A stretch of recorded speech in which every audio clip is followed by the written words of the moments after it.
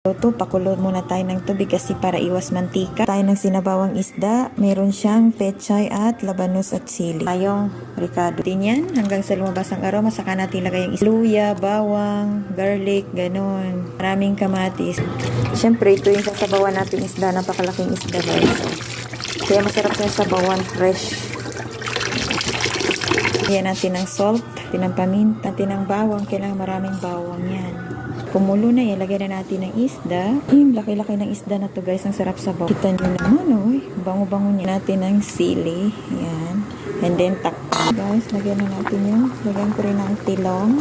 Sarap kasi ito yung nakakatanggal din ng langsa ng isda yung talong pagka nilalagyan niya. Tapos labanos, yan.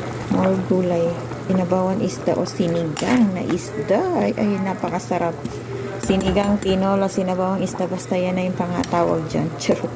Ang sarap niya guys kasi fresh na fresh yung isda natin dyan. May pang pechay. Itong pechay ko na ito, lalagyan ko ng sardinas eh. Meron pa pala akong isda. Look at that guys. Ang sarap ng sabaw oh. Wow. Perfect ang sabaw nito, maasim-asim. Lagyan na natin ng pechay. Hindi ko na upusin ng pechay. Marami yung pechay so haluan natin ng sardinas next other day.